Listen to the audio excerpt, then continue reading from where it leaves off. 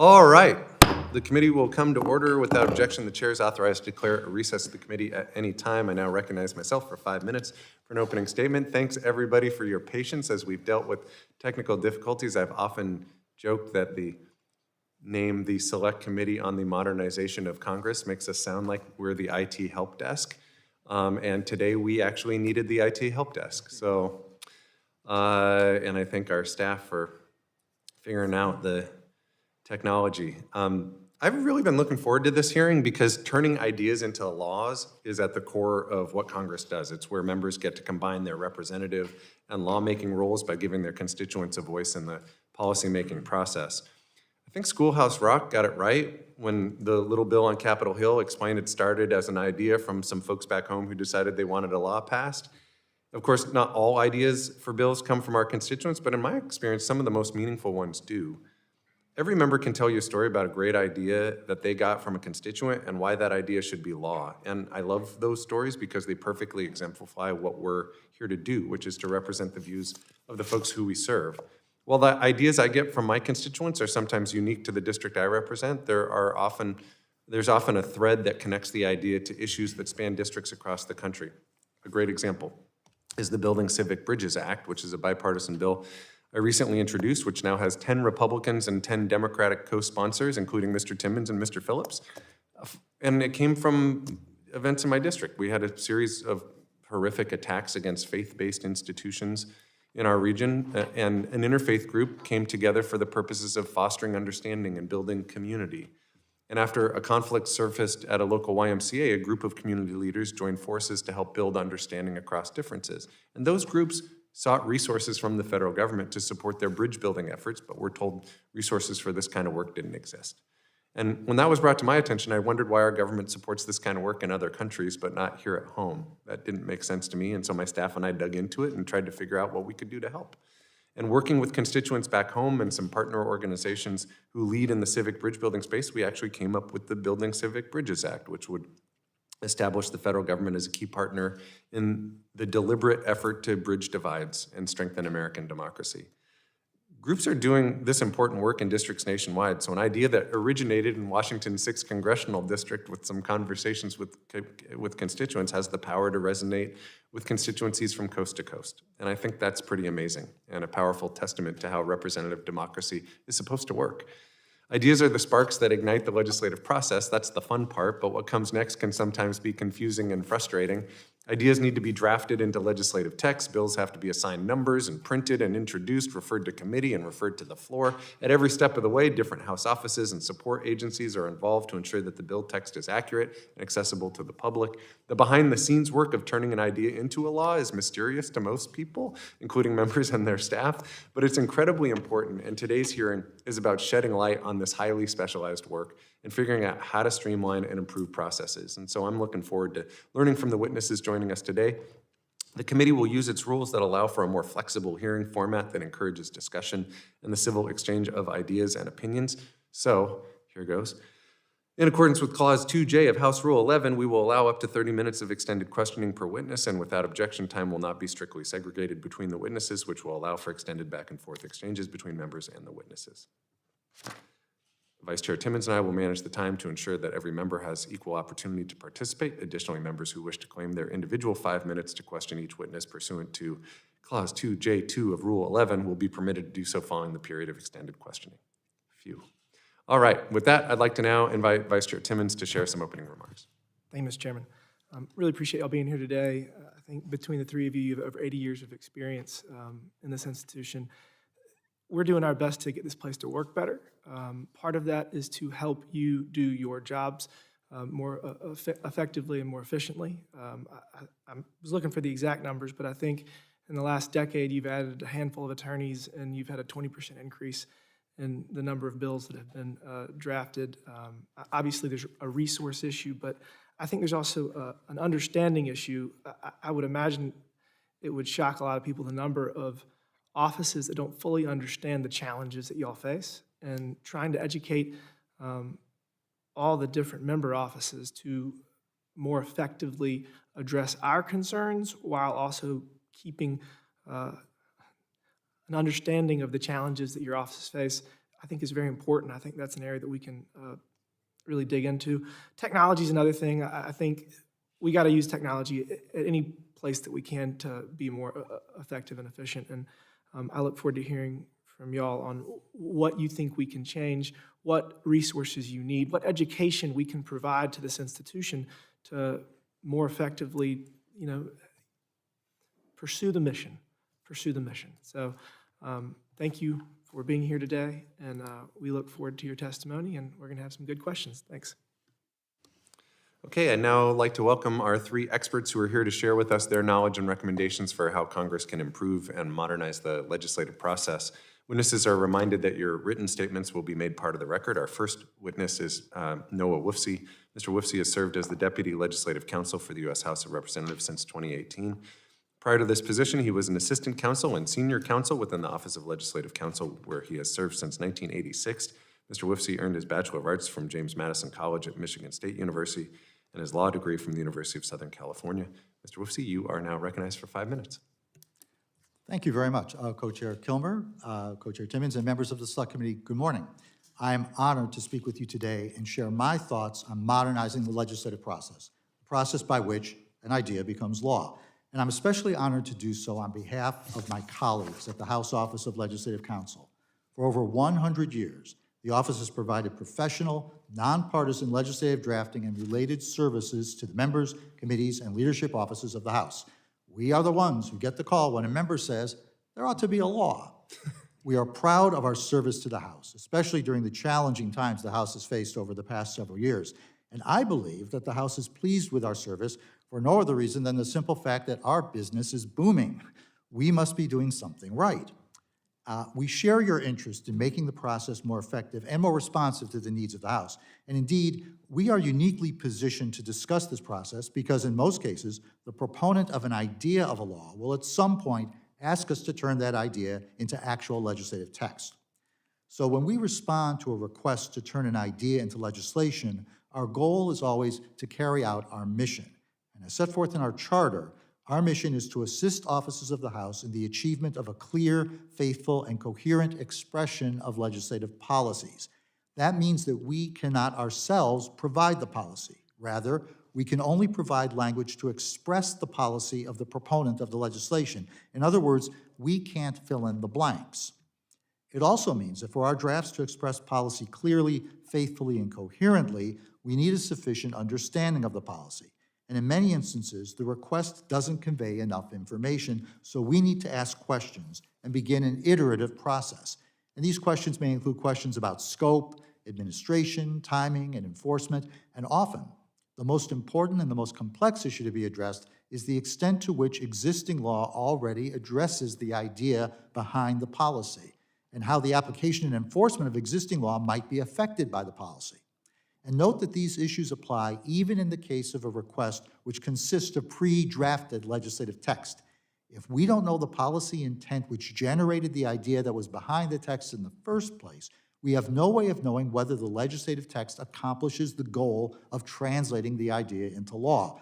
A bill may be drafted perfectly on a technical level, but if it doesn't fix the problem that inspired the idea behind the bill, it doesn't work. It's legally insufficient.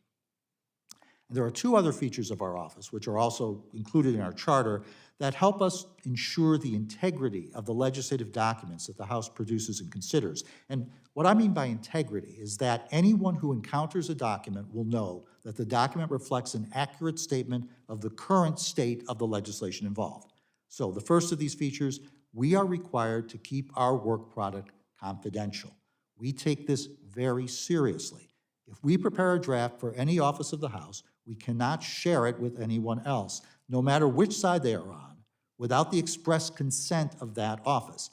Even if doing so could promote collaboration and efficiency, we can't do it and we don't do it.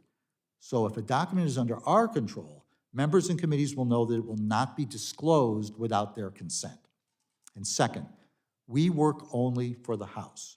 We cannot provide drafting or other services to people from the outside, including lobbyists, constituents, or people from the executive branch, even if they are nonpartisan professional staff.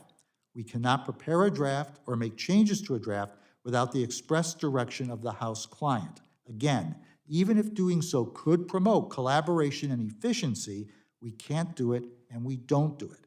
So if a document is under our control, members and committees will know that the only changes which will be made to it are the changes that they alone authorize. And as you keep these features in mind, remember that they don't necessarily apply to members, committees, leadership, or their staffs. So as I mentioned at the beginning of my testimony, the office has been extremely busy. So we have adopted policies which will expand our capacity to respond to requests. For example, we are sending more and more of the requests we receive for simple resolutions and reintroductions to our paralegals. We have expanded our recruiting, increased pay, and enabled flexible work arrangements.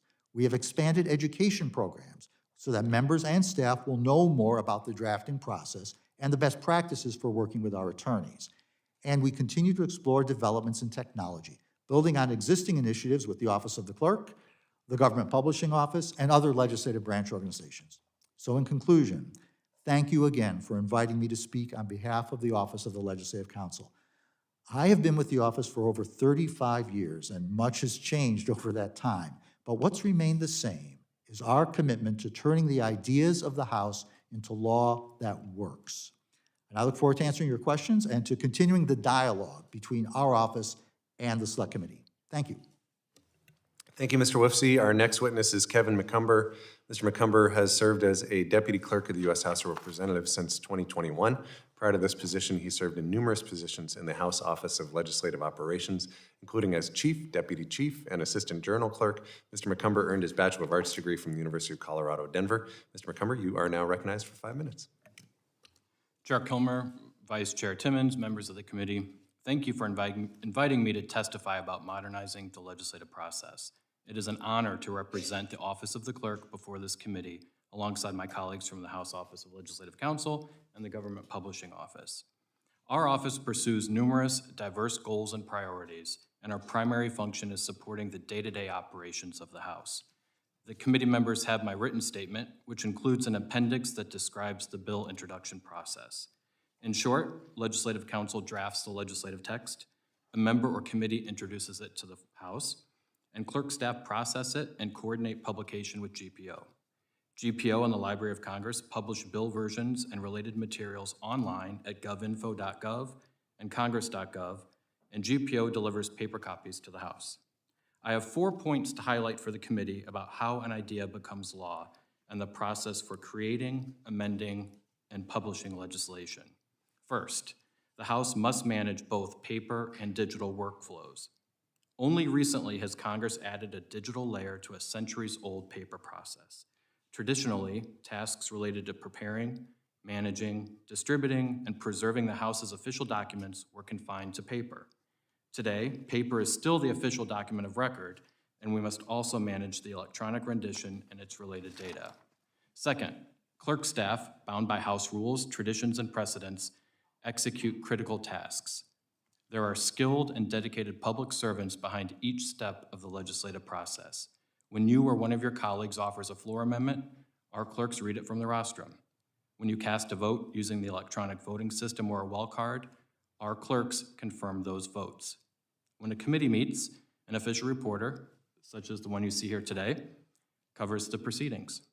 We ensure your work is accurately recorded and made publicly available. We are bound by House rules, traditions, and precedents. Third, legislative branch staff rely on linked systems. The organizations represented here today interact daily and use the same tools to create and publish bills, resolutions, and amendments. GPO provides the composition engine that creates PDFs. We provide the XMetal editing tool used by Legislative Counsel, committees, and our clerks. Experience has taught us that changes must be considered across the entire ecosystem. They cannot be considered in a vacuum. Any change may have unintended consequences for members in both chambers, as well as the more than 10 legislative branch organizations and agencies that support congressional operations. Fourth, nonpartisan support staff have ideas for improving how Congress works. I'm sure Mr. Woofsey and Mr. Halpern will agree. Together, we have seen immense change in this institution since we began our careers. Yet, there is more work to be done. As the committee is aware, the clerk's top priorities are modernizing the legislative information management system, deploying the Halpern comparative print suite applications, maintaining the electronic voting system, and redesigning the lobbying disclosure system. This is an exciting time for our office. As we work on these projects and other modernization initiatives, we value opportunities to think creatively about how to improve processes for members and staff. In my written statement, I provide a few of our many ideas, including collaborative drafting tools, a member office portal for submitting legislative documents as well as amendments and appropriations requests, and a committee portal for scheduling official reporters, sharing required information for the congressional record, and submitting committee reports. In closing, I'm proud to represent the 227 public servants who work for the Clerk of the House. Our organization has steadfastly supported the House in a nonpartisan, institutional capacity for more than 2 centuries. The capability, commitment, and energy of clerk staff are critical to maintaining and modernizing this great institution. Together, alongside member offices, committees, and our legislative branch partners, we can make Congress more effective, efficient, and transparent. I look forward to our continued discussions and will be happy to take any questions you may have. Thank you, Mr. Mccumber. And our final witness is Hugh Halpern. Mr. Halpern has served as the Director of the Government Publishing Office since 2019. Prior to GPO, he held several leadership positions on Capitol Hill, including as Director of Floor Operations for Speaker Ryan and Staff Director of the House Committee on Rules. He served in numerous other roles during his 30-year career in the House, including General Counsel to the House Committee on Financial Services and Parliamentarian to the First Select Committee on Homeland Security. Mr. Halpern earned both his Bachelor of Arts and Master of Arts from American University. He earned his law degree from George Mason University. And Mr. Halpern, you are now recognized for 5 minutes. Thank you very much, Chair Kilmer, Vice Chair Timmons, other members of the Select Committee. I am excited to appear before the Select Committee today, along with my colleagues from the other support offices. While I'm appearing today in my capacity as the Director of the Government Publishing Office, I also bring to the table more than 30 years of experience as a House Committee and leadership staff person. At GPO, I head an agency of more than 1,500 craftspeople and professionals, and that agency is responsible for the processing, publishing, and printing of an average of nearly 300 measures each week that Congress is in session. My experience in both environments gives me insights into where there may be some pinch points in the process and some potential areas for change. Before I talk about GPO's process, it's important to highlight some of the structural issues faced by members, staff, and those of us supporting the legislative process. Put simply, when our predecessors created our system of laws, and more importantly, how we update them, they made some really bad decisions. Those systems don't scale well, and particularly when they're coupled with modern technology. Things like expressing changes in terms of instructions to an unseen clerk, using page and line numbers as the means of navigating legislative documents, and requiring authors to match typographic conventions to convey meaning. The complexity of these conventions creates even more complexity as we establish modern systems to draft legislation and make it available. With that as background, I'm going to briefly summarize GPO's system for processing legislative measures. The process, is still largely paper-based and driven by the requirement that our final product match the paper manuscript, the official document of record. Bills are handled by GPO's Bill End unit in the proofroom, and it's made up of experienced proofreaders and typesetters who are familiar with the particular issues that can arise with legislative text. If there's an electronic file, GPO's End unit proofreads the output to ensure that it matches the manuscript introduced via the hopper or the e-hopper. If not, we scan and OCR that document, and our markup section will manually add typesetting codes to the paper manuscript to be input electronically later in the process. GPO's text edit section then updates the electronic file, making any changes or corrections spotted by the proofreaders or inputting the instructions from the markup team. And then proofreading double checks to make sure that all changes were executed properly. When this process is complete, the electronic files and accompanying metadata are posted online while GPO's plant produces paper copies. This process generally works on a first-in, first-out basis, and we aim to have a new measure online and in print within a week of receipt, although this can vary depending on volume. Before closing, I want to briefly discuss two ideas to address member concerns about bill processing. To be clear, I am not endorsing either of these concepts, but simply flagging possible risks should Congress decide to pursue either or both of these options. Some have suggested that members be given the option to waive the proofreading process for measures drafted by Legislative Counsel.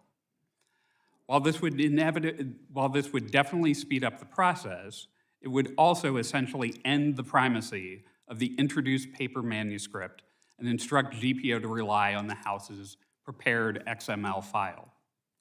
The measure would be processed electronically, posted online, and printed, but without any of the usual quality assurance checks. While this is an easy change for GPO to execute, inevitably there will be some errors that would otherwise be caught during GPO's proofing process. It could also result in members introducing measures just to correct errors or demanding expensive reprints. We are also involved in ongoing discussions regarding the development of Word templates that could be used by staff for simple drafting tasks and could be ingested into GPO's typesetting system through a web interface. While we're currently testing a similar model for committee reports and hearings, legislative measures are significantly more complex, and we are at least several years away from an option that is production-ready and easy to use. Thank you again for the opportunity to testify, and I stand ready to answer any questions you may have.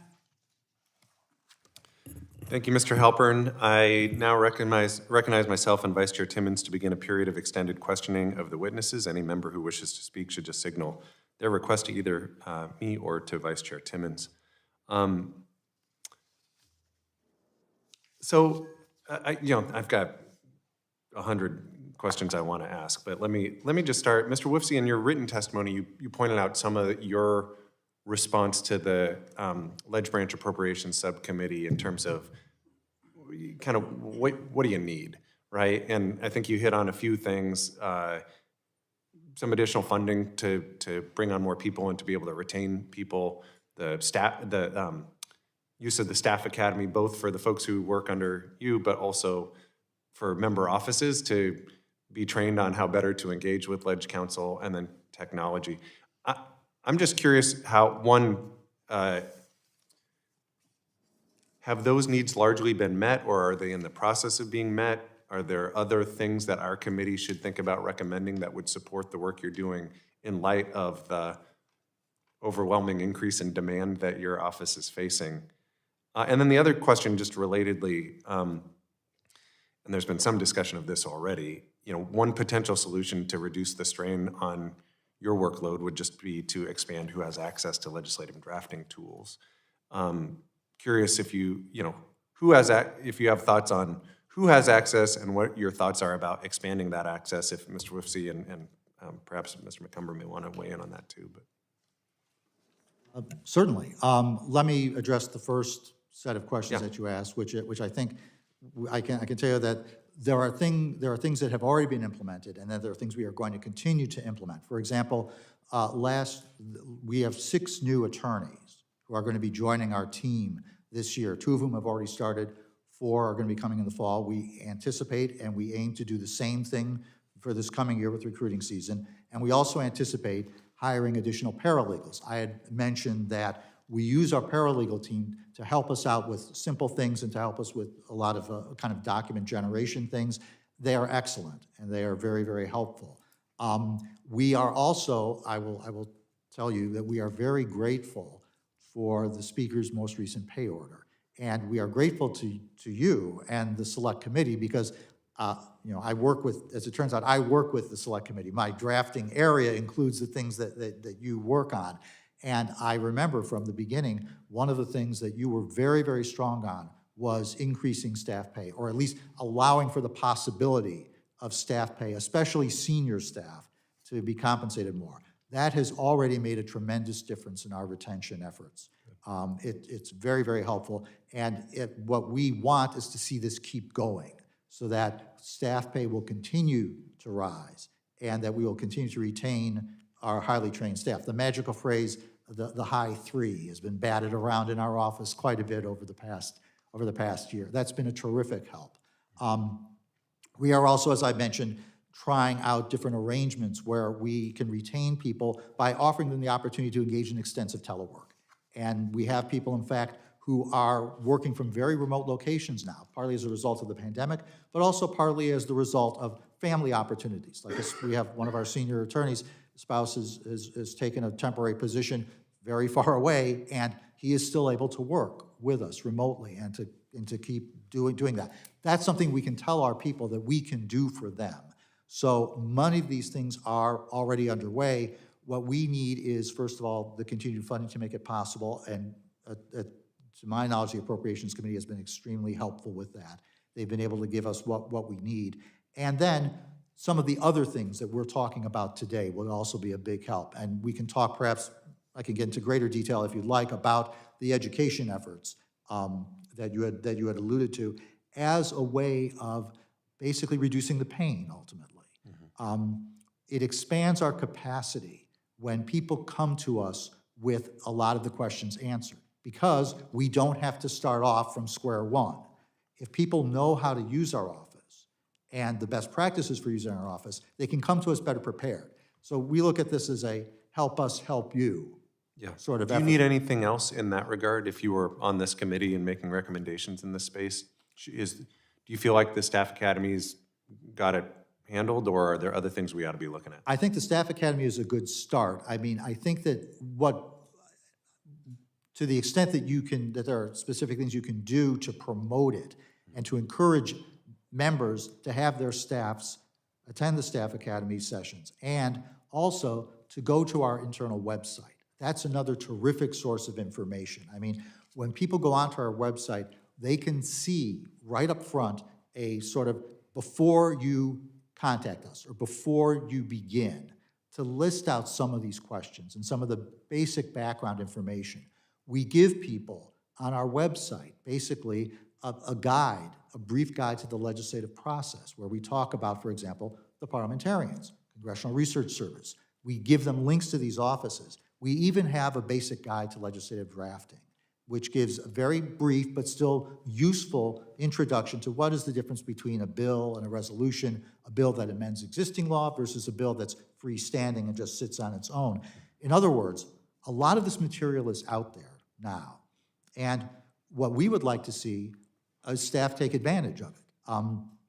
The most recent webinar that we had for what's called the Ledge Council 201 class, which is the advanced class, I believe there were 80 people who signed up, of whom 50 actually attended. And that's not bad, you know, because as we know, who knows how your day is going to go on the Hill. You may think, oh, I'm going to go to my webinar, and then the next thing you know, you get a call, and I guess I'm not going to go to that webinar. Right. So I think 50 out of 80 is actually not a bad percentage, but we need to see more of that happening. To the extent that you can recommend to members and the staff to do simple things like look through our website, look at the Congressional Staff Academy. Here's something else that's very, very simple that sort of, it's driven me a little crazy, to be honest, in the past, that when staff leave a member's office and they don't tell their successors about the drafting that we've already been working on, and then the request comes in anew, sometimes maybe a year or so later, and we have to search through my aging memory cells to see if, gosh, this sounds familiar. Haven't I seen this before? And we have to start the process all over again. I mean, a simple recommendation to member staff that when somebody leaves, that to make it a policy to notify the ledge director or the chief of staff about what they are working on with our office so that people will know how to pick it up and move forward. Small things, but to encourage the members to take advantage of what's out there. Do you want to take a swing at the pitch about access to legislative drafting tools? Sure. It's a question really of what the House wants from a legislative document. Because a member, if you can introduce a bill that says anything or does anything, the question is, will it work? Will it be technically sufficient? And legislative drafting is a craft. And we believe that the House is best served when people who are experienced in that craft are the ones who ultimately prepare the legislation. It isn't just a matter of the training that we receive, which is rigorous. When we have new people come in, they go through an extremely rigorous apprenticeship-type program where they learn the whole panoply of rules and procedures and techniques, and how to ask all of these questions, and how to work with our clients to make sure that we are giving them what they really want, not necessarily what they write down on the page, but what they're really trying to accomplish. I will also mention, as I did in my testimony, that we are covered by the attorney-client privilege, so that when people work with us, we are going to keep their work product confidential. I can't even mention the fact that somebody has contacted me. Even if there's no bill draft provided, I cannot share the fact that somebody has reached out to me with anybody else. When other people do legislative drafting, they are not bound by those same confidences. So that if somebody else is going to produce a document, there is no way to guarantee that somebody is going to look at that document and maybe make mischief with it. I guess the other thing, because we can talk a long time about all of this stuff, that one of my colleagues brought my attention to a Harvard Law Review article. This was about 10 years ago. Somebody was talking about how many lawyers work for the government. What a fascinating, how would you like to spend your career coming up with that was your research, that was your thesis, that's great. How many lawyers work for the federal government? And they came down roughly saying that in the executive branch, there are maybe more than 20,000 lawyers. In the entire legislative branch, there are 500. So, if legislation gets enacted that's unclear, that's incoherent, that has technical issues, that leaves blanks, that can be subject to varying interpretations, if it gets enacted, and if members think that they are going to be able to direct how those blanks get filled in, how the law gets implemented, if the members think that they're going to have a role in that process, they're wrong. The ship has sailed already. And who's going to make that decision? Well, that army of 20,000 lawyers in the executive branch, or perhaps in the state and local governments and private businesses, depending, of course, on who the subject of the legislation is. We think that the House is best served by taking advantage of professional legislative drafting services. You never know when something is going to move through the process. Myself and all my colleagues have had examples of things that we just kind of tossed off and said, oh, sure, why not? Let's try this. And the next thing you know, oh my gosh, not that there's a signing ceremony necessarily, but that this thing is now enacted into law, and we're going to have to deal with it. So the last thing you said, and apologies to my colleagues because I want to make sure that they get a chance to throw in some questions here. I just to press you on that a little bit. There is, I think, a substantial amount of legislation that gets introduced where the person introducing it hopes that it will become a law. I think we're all pretty conscious of the fact there's also a fair amount of legislation where the person is trying to make a statement, not make a law, right? And yes, I know that might have... I'm shocked. I'm shocked. Politics in the Capitol, dear Shocked. God. So I guess the question is, might it make sense, given the overwhelming workload that you're facing, to at least broaden access for those things that are, going nowhere? Well, I possibly. mean, it'd save you guys some work, right?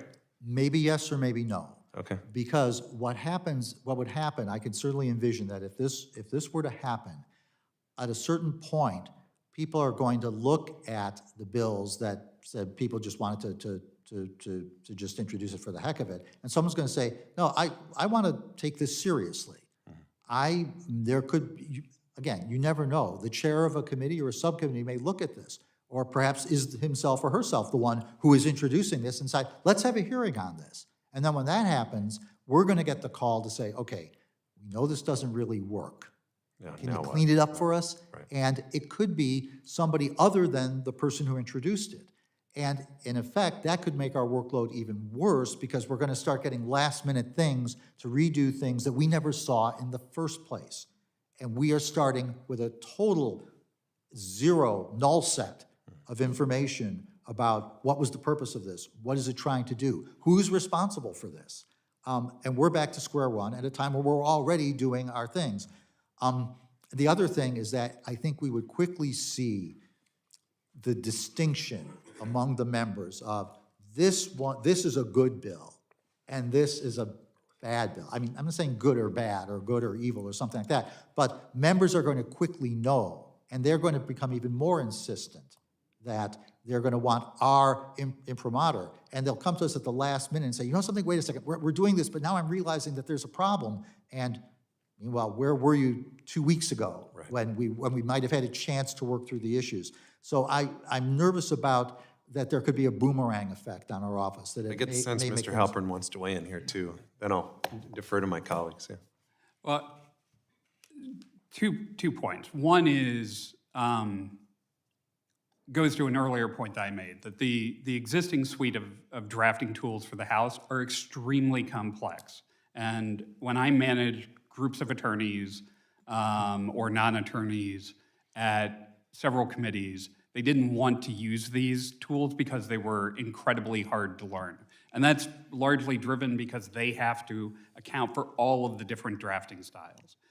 Putting that aside, when I worked for the gentleman who's up on that wall and ran the floor for him, the one thing that I learned very quickly is ideas that start life as sort of a throwaway, members suddenly become very, very attached to the words that are used to execute those ideas. So at some point, the speaker would often come to me and say, member X is bugging me about their bill to do X, Y, or Z. And I look at it and I'm like, this? Really? And that's to say that the expertise that Noah and his colleagues bring to this is critically important to maintaining the standard and the preciseness that has characterized House drafting for my House career. There's actually a good example of this. So the rule, I think it may have gone away this Congress, but the rule that drove the comparative print project. Yeah. So that was adopted very much ad hoc in the House Republican Conference where we were considering the rules package for that Congress. And frankly, at some point we realized we couldn't articulate reasons why we shouldn't do this any longer, and so we just said, we're gonna do it, and I had to come to my colleagues in the clerk's office and go, we've got a year to figure out how we're gonna do this. But if you look at the text of that rule, it is written differently than virtually every other rule literally in the book. And that was because that came from Mr. Posey. And Mr. Posey decided that's how he really wanted that constructed. And the several times we actually went back to him to say, hey, can we just update this to conform it to the style and the structure of all of the other rules of the House? He was not enthusiastic about revisiting that. So that's just something to keep in mind, that the distinction that we may draw at the outset doesn't always hold when things start moving. Gotcha. Vice Chair Timmons. Thank you, Mr. Chairman. In the last 10 years, you've gone from 32,000 drafts to 48,000 drafts, almost a 50% increase in a decade. And you've added 9 attorneys, less than 20%. Do you need more attorneys? Yes. Yes, we do. And we are starting to ramp up our hiring. There are several issues, of course, to involve. First of all, we have lost some fairly senior attorneys over the past few years, just because of the life cycle of an attorney, I suppose, is that at a certain point you're ready to go and do something else or simply retire. We had a colleague who had been in the office for 50 years who retired last year. And we have people who have similar things. So some of this is a matter of filling vacancies that were both expected but also unexpected. And the other thing that also to keep in mind is that we want to expand as quickly as we can without overburdening our existing attorneys, because the way that our office operates is that the training we provide, as I mentioned before, is like an apprenticeship program. A new attorney is subject to review and oversight by 2 senior attorneys who control all the workflow, provide rigorous redlining and advice, and basically spend the better part of a year training somebody on how to do our job. That, of course, takes time away from the senior attorneys who are doing the training. So we feel that we have a good balance now. If we are shooting to add 6 people, let's say, every year, with doing that, we will be able to keep our enough of our senior attorneys available to do their jobs and still provide the training, and at the same time have more attorneys gaining more expertise, and we can start filling them in on the drafting teams that we use for the various areas of law that people specialize in, and they can start developing the specialization. Bottom line, yes, we need more attorneys. We need more paralegals too. I had mentioned that they provide a terrific role, and they are fantastic, and they can help us a lot to sort of expand our capacity to be able to serve the members. But yes, that was a long-winded answer to a very short answer, which is yes. After people work on the Hill for 2, 3, 4, 5, 10 years, generally speaking, they can go downtown for a 50% increase minimum, sometimes 200% increase. Are you losing attorneys to, does K Street want your team, or is it not really a translatable skill set? Wow, I never thought of that before. What am I doing here? No.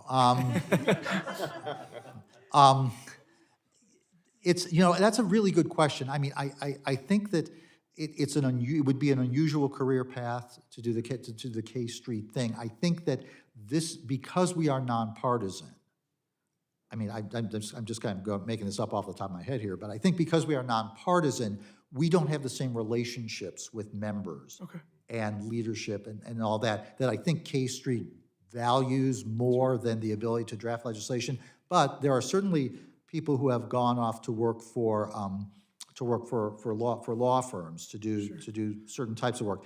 I think that when people leave the office, it tends to be more for reasons of after a year or two, they realize they just don't enjoy the work. Maybe they want to be more involved in policy making themselves because they have their own policy goals. And as I say, we don't provide the policy. We provide the expression of other people's policy. So sometimes people leave for that type of reason. I don't see an exodus to K Street so much as our problem. Having said that, it's a lot easier to say that now that we've got the most recent pay order. And So that was my next question. Yeah. What percent of your staff are maxed out?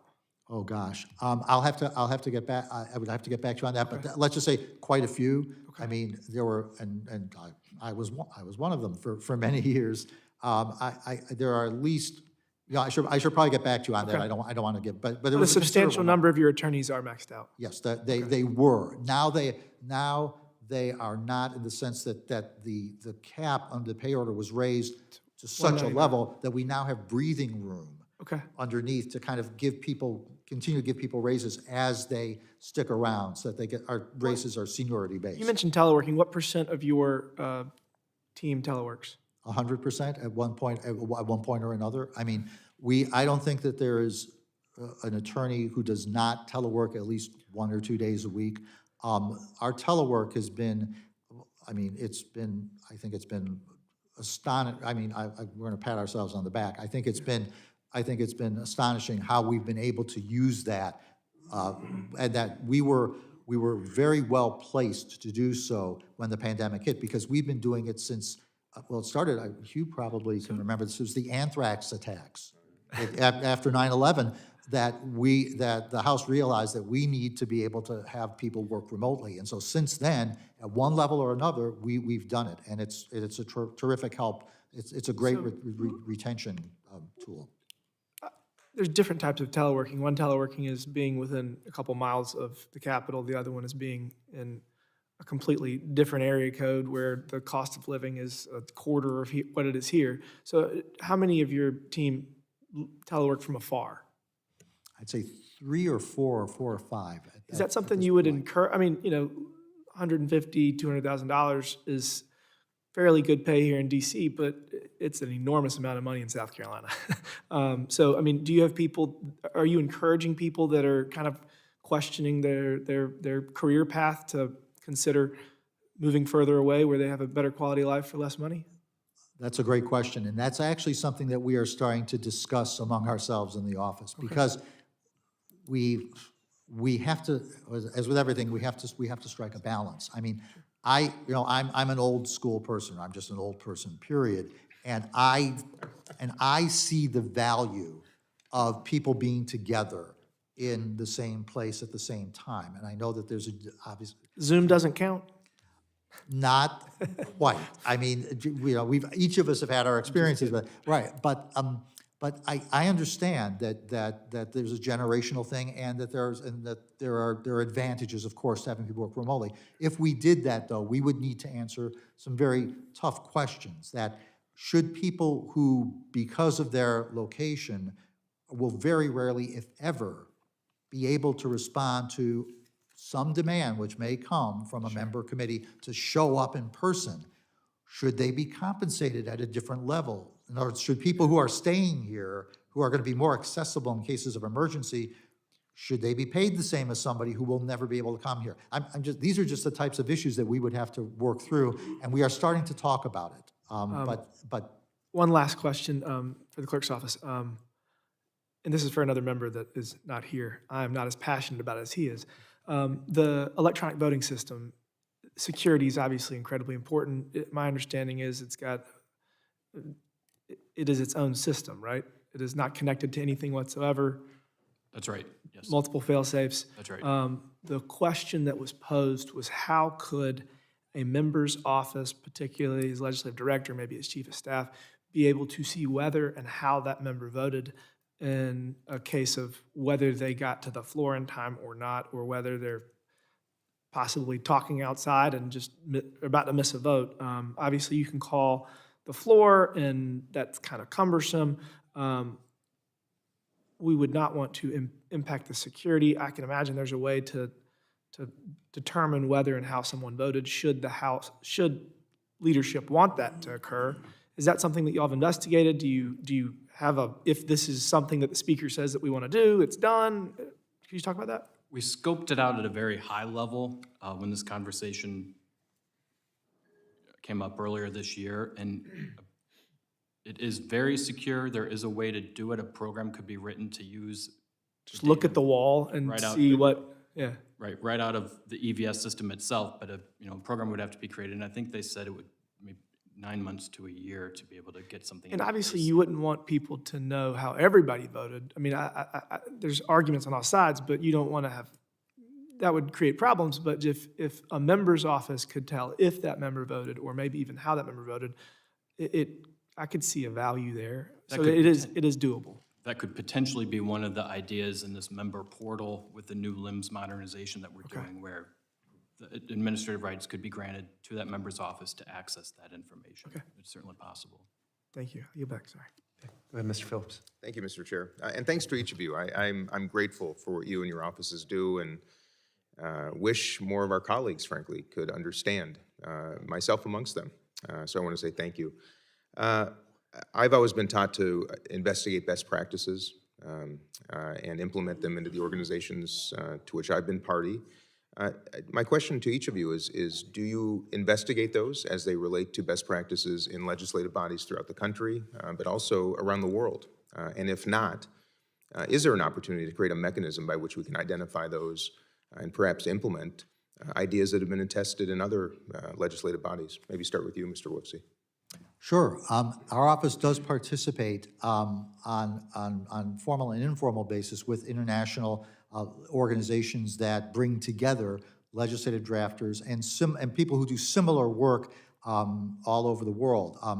There's a particular group of the former Commonwealth nations that has from UK who we are in constant touch with. We've had people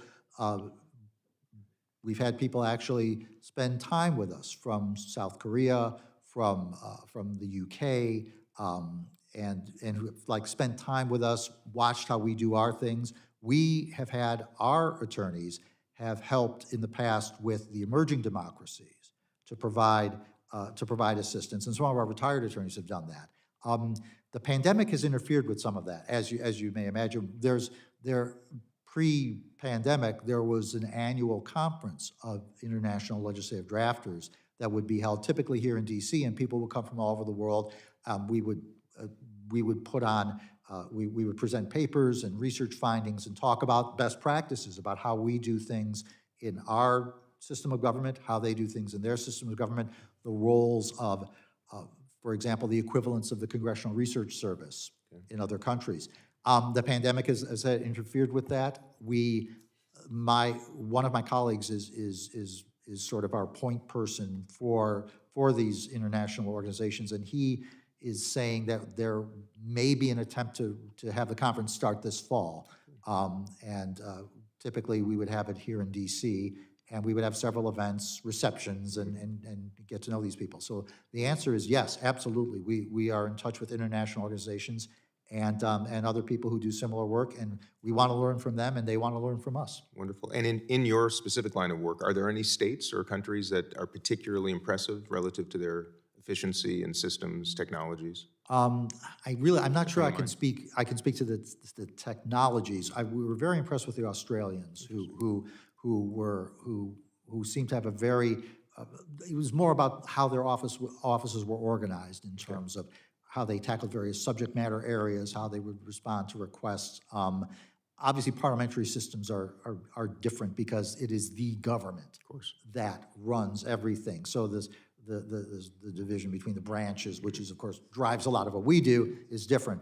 But we were very impressed with them, and they're also, I would just say they're Australians, they're fabulously entertaining people. Then there's that. In their way. So that was one example. Great, thank you. Mr. Mccumber. So my predecessor was pretty involved in the Interparliamentary Union, and I know that they got together often for an exchange of ideas, especially during the pandemic, best practices for what works for us, what works for them, how did we do this, how did we do that. I am not as familiar yet. Those haven't been an opportunity yet that have come up for me yet, but it is something that, and similar, we are bound a lot by what the House, the rules and the traditions and the precedents, but where there are opportunities to improve and efficiencies and the way we do things, we certainly take advantage of them. Okay, thank you. Mr. Halpern. Thank you. GPO is about $1 billion government enterprise, operates very much as a business, and throughout all of our lines of business, we are constantly checking for what are the best practices around how we do things. But I think to be more responsive to your question, I'd actually like to go back to something I did when I worked for the House. So probably about 10, 15 years ago now, I and some of my colleagues did the staff del to visit the European Union Parliament, but more importantly, the UK Parliament. And as part of the discussion, we were talking with their clerks who serve as the counterparts, both of the folks in the House Clerk's office, but also our parliamentarians. And through that discussion, it was literally cocktail discussion. I pointed out that their documents looked a whole heck of a lot more modern than ours do, despite the fact their parliament is roughly 1,000 years older than ours. And the deputy clerk I was talking to, she was like, oh yeah, like 10 years prior, we just thought everything looked too Victorian, so we just changed it. And they printed on regular size paper, and they used color, and they used modern typefaces. So I came back kind of invigorated after that trip and met with the staff of what I affectionately refer to now as the old GPO. And when I suggested, hey, let's just start with printing hearings on letter-size paper. Let's just start there. And you would have thought I had asked everybody for their firstborn child. Wow. Left that meeting very frustrated. Fast forward 12, 13 years, and they're like, congratulations, you're in charge now. The good news is we're at a bit of an inflection point with a lot of different things where we can consider some of those best practices. So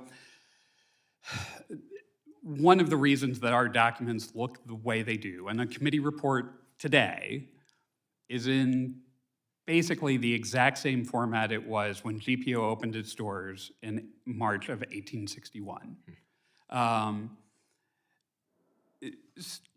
It is to preserve on the economy of doing large offset printing. So that gets very expensive, so you want to compress your pages, have small type sizes to reduce your cost per sheet. Well, we've got a couple of things that are coming together. One is, in terms of actual printing technology, GPO has brought online 7 digital inkjet printers, which are no longer dependent on the very expensive, very time-consuming pre-press process. Second, GPO is in the process of updating its composition engine, and the software that both offices use today and GPO is about 40 years old and is way past end of life. The new system is modern, works on modern standards, and is far, far more flexible. So you take that new software stack, you take new output technologies, and you combine that with, frankly, the work that this select committee is doing, which is demonstrating a willingness to take a look at those practices we have had in place for hundreds of years and say, hey, maybe we can do something differently. Combine all of those things together, and I think we're at a good point where we could say, either the House or the House and the Senate, say, what do our documents look like? What's the design language we want to use? And how can we do this to make the information contained in those documents, because that's the key thing you're trying to transmit. How do we make that information more accessible? This committee took advantage of XPub, our new composition engine, for their final report last year. We hope we'll be able to engage with you again this year on that. And we look forward to working with the Committee on House Administration, frankly, anybody else who wants to come to us to talk about how we can design a committee report for the next century. Wonderful. If I could just ask one more. So we are very much focused on inspiring collaboration and more cooperation. And one of the items we've considered is allowing for 2 lead sponsors on legislation, as long as they come from each side of the aisle. I'd love your thoughts, each of you, on that subject, and whether or not there are some impediments that we should be aware of if we were to recommend that. Well, it's from our perspective, we are happy to work with anybody who wants to work with us. And when I mentioned the issue is going to be confidentiality, but if 2 people are working together, then there is no problem with confidentiality. As long as they consent, sure. Yeah, as long as there's consent, we are perfectly fine with that. Other than that, I think for us it would be a very simple thing to do. I suspect, in a way, we're doing it. I mean, we're doing it already to some level. I actually am asked sometimes to draft bills that are going to be where I'm working with both sides of the aisle together on it. So, Okay, good. So that does happen. If the House rules change and allow it, certainly something that's possible in our programming, yes. So let me put on my old floor hat for a second, and you know, as my colleague said, absolutely. If the House, from a GPO perspective, it really doesn't matter a whole lot from us. Sure. But when speaking as somebody who worked on the floor for half of his career, the thing to be aware of is that raises your level of difficulty even just a little bit for some things. I always look at it from the perspective of what if it's the middle of the night and we've got to get something done really, really quickly? How do we effectuate that? Sometimes waking that member up at 1 or 2 o'clock in the morning who sponsored that bill to say, hey, the Rules Committee is meeting and we're moving forward with this, that, or the other thing. We need to confirm with you that it's okay if we do this. That's hard. When you might have to do that with 2 members, that just exponentially raised that bar. Now, that said, that doesn't mean that's not necessarily a complete argument against the idea. It's just Awareness. going into the process eyes wide open and understanding that floor professionals recognize that it's members who own these things. Members own the amendments. Members own the bills. And we need to check with them and do those checks. So the more of those you add, the harder that sometimes becomes. But based on your wonderful experience, do you think that might be an incentive for a little bit more cooperation in the institution? One can always hope. Yeah. Yes, we have a lot of that. Okay, thank you very much.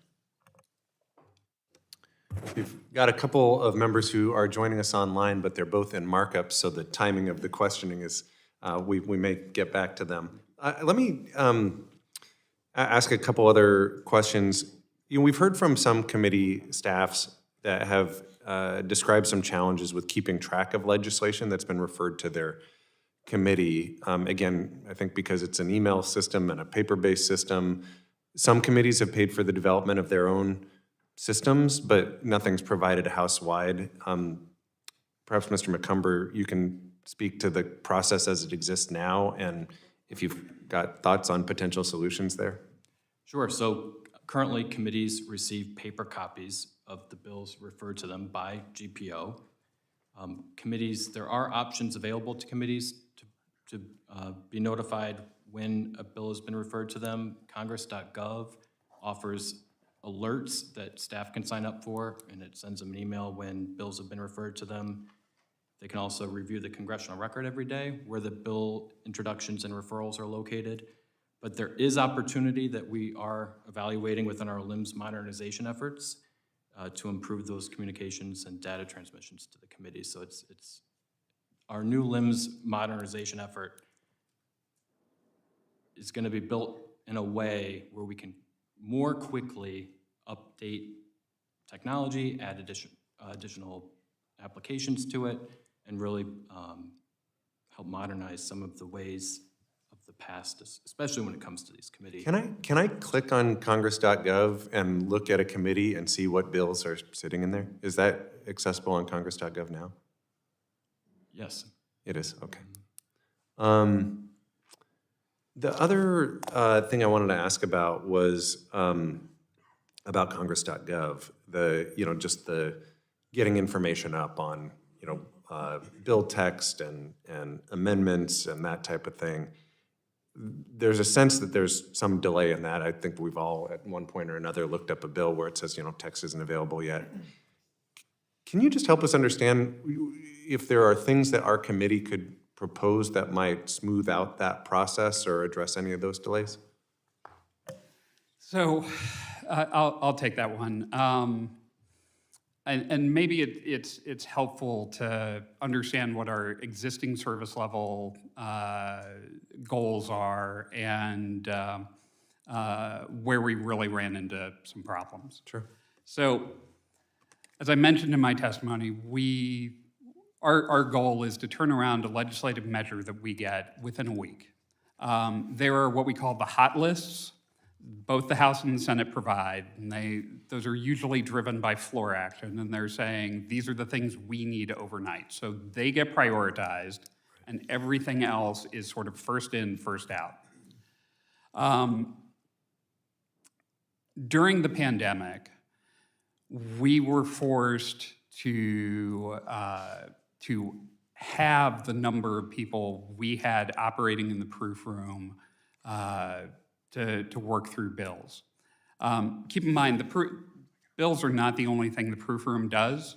We produce both the Federal Register and the Congressional Record, which is like producing the Washington Post and the New York Times every single day.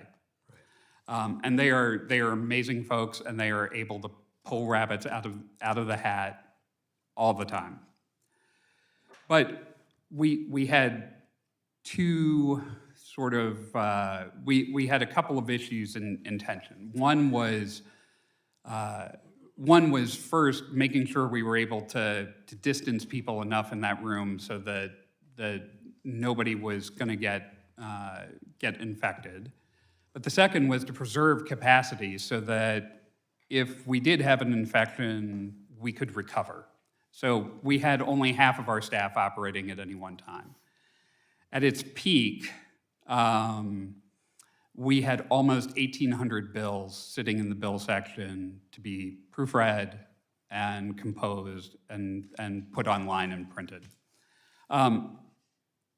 Shortly, that was in May of 2021. Shortly thereafter, we were able to bring our staff back, and we were able to clear that backlog in about 3 to 4 months. And now the volume varies week to week, depending on what's in session and how much business and those kind of things. But most weeks, there are fewer than 100 bills left in the bill end at the end of each week. Obviously, as I mentioned in my testimony, if you eliminate that proofreading step, then it's just a capacity issue for us. So what happens is, if we're pulling a file that's provided to us by the clerk that they are getting from Ledge Counsel, if we no longer take that step of comparing it against the paper copy, and we take that XML file as gospel, then it's really just a question of our printing and production capacity. The electrons move pretty quickly. Any bill that is less than 200 pages, we print on basically large office copiers. That's the fastest way for us to do that. If it's more than 200 pages because of the binding limitations, that has to go to our full-blown digital presses in the bindery. But if you eliminate that proofreading step, that's going to speed that up to some extent. But as I mentioned in my testimony, you're going to increase your error rate. We catch lots of things every time we look at a bill. As good as Noah and his colleagues are, they make mistakes. And part of our value add is we catch those stylistic or numbering mistakes or things like that, things that are very easy to catch. So let me just ask pointedly, do you need anything from us? I'm not asking the question to bang on you. I'm asking because if there are things that can help smooth the process or reduce delays, we'd love to recommend it to support the work you do. I appreciate that. Because we, to some extent, self-fund, we've been able to sort of be on that leading edge of technology. Yeah. The couple of things that are challenges for GPO is my workforce is older than the average federal employee. Half of my agency will be eligible to retire in the next 5 years. So finding that next generation of folks to do the work is critical for us and really one of our chief things. But as we sort of proceed through this, we have a good dialogue with both our authorizing committee and the appropriators to make sure that we've got resources. Ultimately, Congress is our customer, and you all just need to tell us what you want, and we will figure out how to deliver it. So one lesson from this hearing, if you're an attorney or working in printing and watching on C-SPAN 8 right now, come work for Congress. If you are a journey person bookbinder, call us. Yeah, there we go. We literally need dozens of them, so yes. Yep, Mr. Cleaver. Thank you, Mr. Chairman.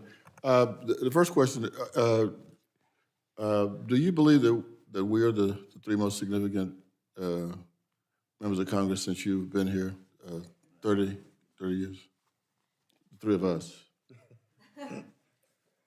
You certainly rank up there. Yeah, thank you. I'm in Congress in no small part because I was in a TV debate. My opponent, at one point we were told to ask each other questions, and I asked her how a bill became a law, and she couldn't do it on television. But what I still think we need to do, even if we know that, a part of the orientation of new members, at least when I was coming in 18 years ago, we had no contact with the infrastructure of our legislative body. I mean, zero. Has there ever been workshops with or dialogue with incoming members so that they would understand the system? And if not, is there a reason not? And if you think there would be value in it, I'm certainly interested in that. I can tell you that at least for this for the 117th Congress, the Legislative Council, my boss and I, were invited to give a presentation at the new member orientation, which is run by the Committee on House Administration. So we were able to at least introduce the members to the idea that there is an Office of the Legislative Council, and that we are the bill drafting and the legislative drafting advice experts of the House.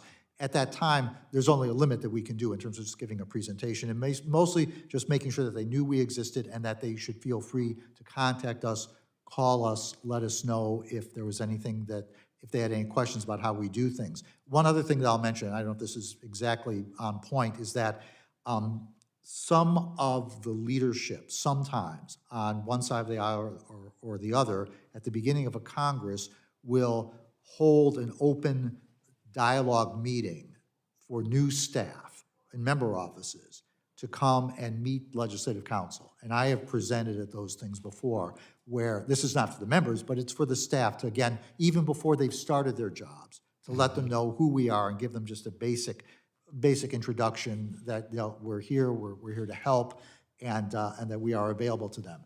I think that there are certainly more things that could be done to kind of provide this kind of information early on.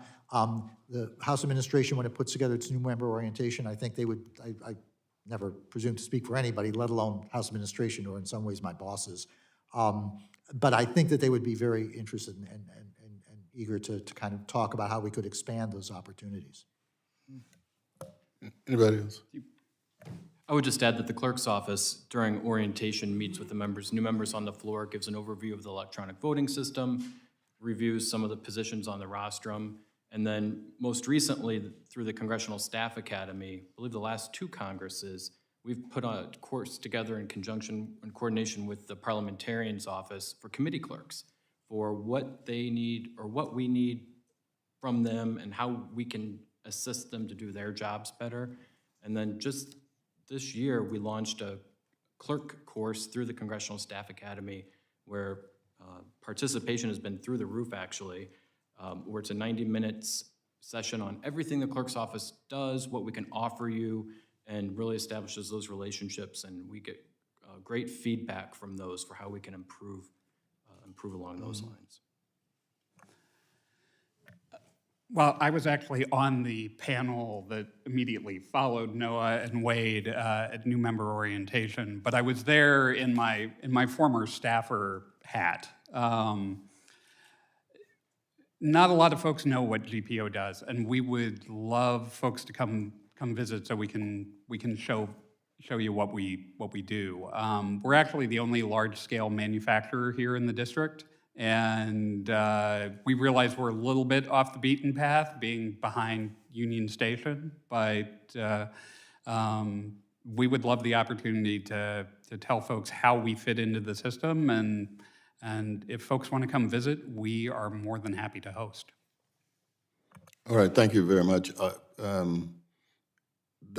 Obviously, there is some contact with incoming members and their staffs. But those can be enhanced. I mean, all right, thank you. Vice Chair Timmons. Thank you, Mr. Chairman. I want to follow up on electronic voting. So when did we start using this in the current system? 1973. Has it been changed at all since then? So updates, the display boards that you see were installed in 2000 and updated in 2010. The summary displays on What did it look like before? it was like plexiglass isn't, I don't believe it was plexiglass, but like sliding. It was a Nameplates. laminate in front of fluorescent bulbs. And so when there's a membership change and they had to redo the alphabet, they would be up there moving everybody down or up to accommodate it, but now it's all the digital display. Okay. I mean, it would not be challenging if there was the will to create an app and use the app instead of this, and probably even be more secure. Yeah, Face ID on your cell phone. I mean, I'm sure that there's a lot of traditional people here, but it is 2022. So, I mean, talk about how challenging that would be, assuming there's the will. I can't really speak to the technology aspects of it, but certainly if that's what the Congress would direct us to do, that's certainly something that we could do. Can I pull that thread real quick? I mean, we just had a hearing on continuity of Congress, right? In a world in which the House floor is inaccessible, do we have a backup plan? Yes, What is it? there are several mobile EVS systems that are available and kept updated. Okay. Sorry, go ahead. My understanding is that Natural Resources is the only committee that uses electronic voting. That's my understanding, yes, sir. How challenging would it be for other committees to adopt electronic voting? I can actually take some of that question because I was here when that decision got made. So I believe the chair at the time was Rob Bishop from Utah, and I think there are commercial systems out there that that could easily be implemented. At the time, both us in the Speaker's office and the Clerk's office were sort of unwilling to take responsibility for that particular system. I think the one key thing to keep in mind, and I've done a lot of things over my career, so if you remember the voting mishap that occurred in 2007, one of my jobs was I wrote the report that sort of detailed what happened there. But one of the key things to keep in mind is the EVS is not connected to the internet. And that is one of the key security features that it has.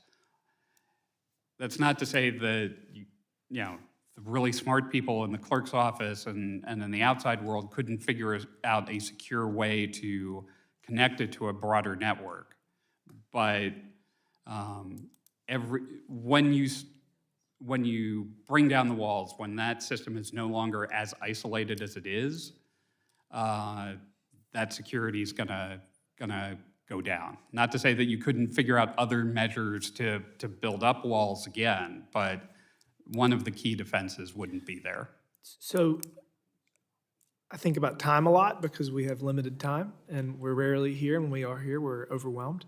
But when we have a bunch of amendments in committee and we're voting in committee for it can be hours. That's just really inefficient. And it takes, I think, 2 or 3 minutes to call the whole roll and vote by voice. And I just feel like save a lot of time. I don't disagree, and so there are lots of countervailing issues here. One is sort of the collegiality requirement, making sure that the folks are in the room. And I realize with the pandemic, the House adopted proxy voting, so that's sort of its own question. And technically, you're only making sure my card is in the room. I'm sorry? You're technically only making sure my card is in the room. I don't do that, but it's been done before. Good floor staff will do their best to try and make sure that the card is with the right person. But So you've got to make sure that it is you who is casting that vote. That, you know, the Constitution doesn't invest that power in your legislative director or your chief of staff or anybody else. It's in you. I think there's probably some room for some innovation within committees to speed up that process. I ran a large number of committees. Financial services had a huge number of members, and it was my boss at the time, I guess it was the early 2000s, Mike Oxley, who went to Denny Hastert to ask for the ability to roll votes in committee, because prior to that, you didn't even have that ability. So I totally get it. I think there's probably some opportunities for innovation there. The one thing that I would argue for as somebody who believes that data is important is whatever systems that committees adopt, they should be using the same data standards that the clerk and GPO and Ledge Council use, so that as the Modernization Committee suggested, we can build that database of committee votes and have that information be interoperable and utilize that data in the future. Last question, in regards to time, we made a recommendation last Congress that we should travel less and work more. People have proposed the 2 weeks on, 2 weeks off calendar. Would that create any challenges for y'all to continue performing at the level that you're currently performing at? It's hard to say. I think that there's this sort of assumption that when the members are away, when they're back in the district or wherever, that staff have a lot, that things slow down and that the workload kind of decreases. But this is one of those things in which it's so dependent upon the particular member office. It's so dependent upon the particular areas of law that the member is concerned with, because there are many staff who say, okay, the members are gone. Now we can actually get our work done. In other words, now I don't have the member, coming up to me with brilliant new comments and brilliant new ideas to distract me from the work that I'm doing to try to get this bill drafted with Legislative Council. So there are often times when the members are gone that some of us are even busier. It is very hard to make a generalization about that, other than our concern is that if that process will help us help you. In other words, if they're taking advantage of the time to research things and to answer the questions and to engage in the iterative process, then whatever helps that is fine with us. Yeah, there'd be no concerns on our end, no. Likewise, if congressional work drops off, we have other work for our folks to be doing, so. For the first time since I've been here, the MRA was increased very recently, I think to the delight of at least the members of this select committee. I'm wondering if we would be in a better position of coming to you for help in legislation if members had what the senators have, which is a general counsel. Almost every one of them, maybe all of them, I've never met one who didn't they have counsel on their staffs, and who then interacts with you. You probably don't want to get into a response that suggests that you're supporting an increase in MRA, but I am. So if you can answer the question based on you trying to talk me out of it. Okay, great. So the thing that I would say would be that anything that encourages good people to stick around and to continue to gain an even greater depth of knowledge of the legislative process and of particular areas of law that they want to focus on, that helps us. Because when I started, it was not unusual for the staff of member offices to stick around for 5, 10, 15 years, and even more so with committee staffs. I think I want to bring the committees into the discussion because committees are supposed to be the experts on particular subject matter areas of law. And when I first started, the people who worked on the committees were on either side of the aisle, were people who've been around forever. And I learned as much from them as they learned from me. And anything that will get good people to want to make, if not a whole career, at least want to devote themselves to a greater in-depth knowledge of the legislative process and of how an idea becomes law, anything that does that, from our perspective, is terrifically helpful for our office, and I'll just make the statement, it's good for Congress. When I mentioned earlier about the 20,000 lawyers in the executive branch and 500 in the entire legislative branch, it strengthens Congress as an institution to carry out its Article I duties if the people who work for Congress know what they're doing. Thank you. So again, putting on my former House staffer hat, I would totally associate myself with everything that Noah said. When I was coming up in the late 80s, early 90s, the way that you learned around here was really by doing. And I've learned because my portfolio of issues happened to coincide with the head of the Office of Legislative Counsel at the time, and that's how I learned to draft. That's how I learned to navigate through a legislative document. I don't know that they're necessarily the same kinds of opportunities. So having just having the ability to hire somebody with a law degree doesn't necessarily guarantee you that same outcome. It's having somebody who's smart and has a good background, but also has the opportunities to learn with Noah and his colleagues, with Kevin and his colleagues, and our other folks in the parliamentarian's office who are also very, very key to all of this.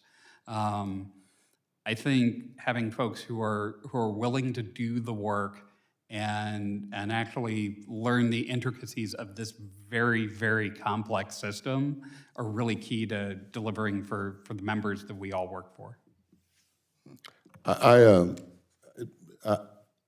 done the commencement at 2 law schools, so I know law. And I think it would be difficult for anybody to come, whether it's a staff or all members, who is not going to learn on the job. I don't think that's possible up here. I haven't been here for a while.